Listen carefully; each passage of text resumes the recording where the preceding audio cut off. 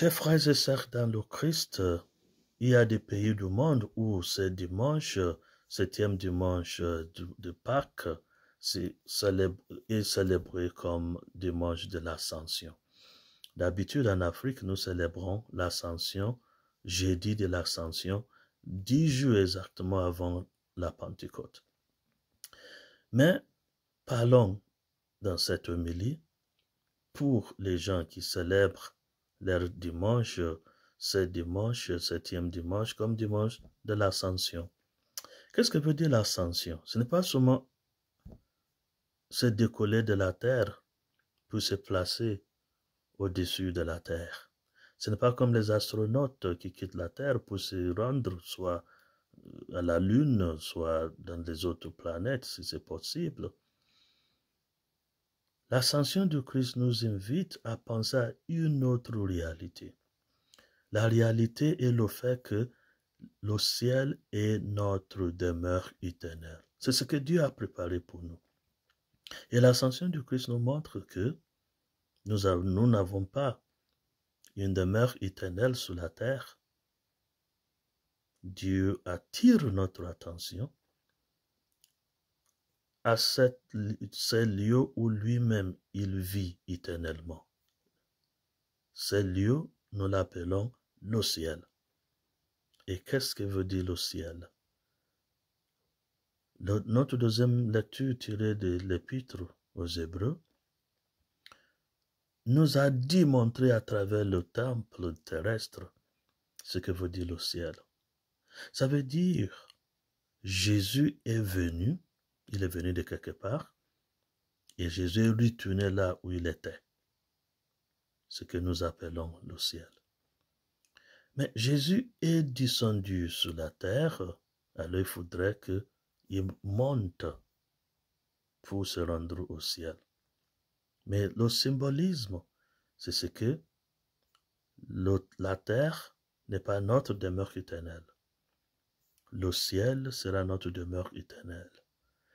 Et être avec Dieu, c'est ce que veut dire le ciel. Sur la terre, Jésus est venu nous montrer comment vivre avec Dieu. Il a vécu parmi nous comme Dieu parmi nous.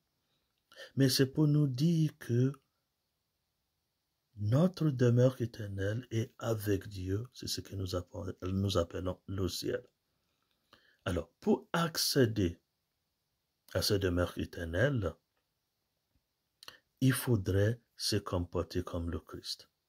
Et c'est à travers le Christ que nous allons accéder à ce ciel. Comment y arriver? Jésus est venu sur la terre pour faire la volonté de son Père. Et quelle est la volonté de son Père?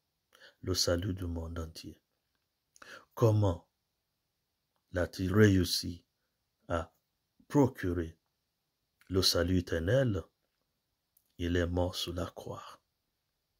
Ça veut dire, c'est en donnant sa vie que nous allons accéder au ciel. Jésus a donné sa vie en amour, en sacrifice pour tous. Pour accéder au ciel, pour monter au ciel comme le Christ, il va falloir donner sa vie en amour et en sacrifice pour ses frères et sœurs.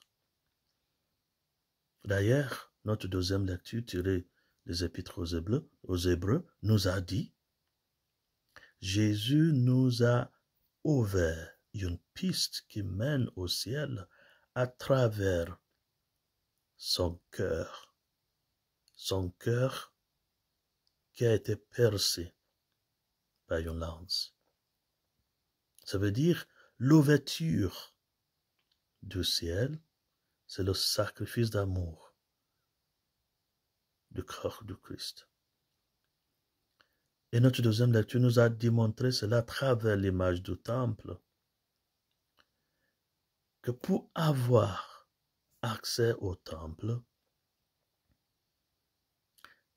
sur la terre, dans l'ancien temps, pour les Juifs, et dans le présent, pour les chrétiens, il y a les délégués, les prêtres qui représentent Dieu. qui accède, qui entre au nom de tout le monde au sanctuaire pour présenter au Dieu, au bon Dieu, les sacrifices de ses enfants, tous ses enfants. Mais Jésus, avec son sang versé, il a donné accès au ciel à tous et à toutes. À travers sa mort, Jésus nous a donné le passeport, l'autorisation, la possibilité d'avoir accès au bon Dieu. Alors, entrez dans le temple, entrez dans le cœur de Dieu, à travers le cœur du Christ, c'est d'avoir l'union avec Dieu. Alors, le ciel n'est pas une location géographique, mais c'est l'union avec Dieu, vivre avec Dieu. Le Christ l'a fait à travers son amour pour nous tous. Il nous a demandé de l'imiter. En imitant le Christ, en donnant notre vie pour nos frères et sœurs, nous aussi à notre tour, nous allons avoir accès au bon Dieu. Le temple éternel, le véritable temple, c'est Dieu lui-même. Avoir accès au bon Dieu, vivre avec le bon Dieu. Si Jésus a vécu parmi nous sur la terre, ça veut dire Dieu est parmi nous sur la terre, mais dans une façon temporaire, parce que nous ne sommes pas ici éternellement. Il faut vivre avec lui éternellement au ciel. Jésus nous a déjà conduits vers lui à travers le pardon de nos péchés. Mais maintenant, c'est à nous de marcher et à se briser jusqu'à cette union éternelle et définitive au ciel.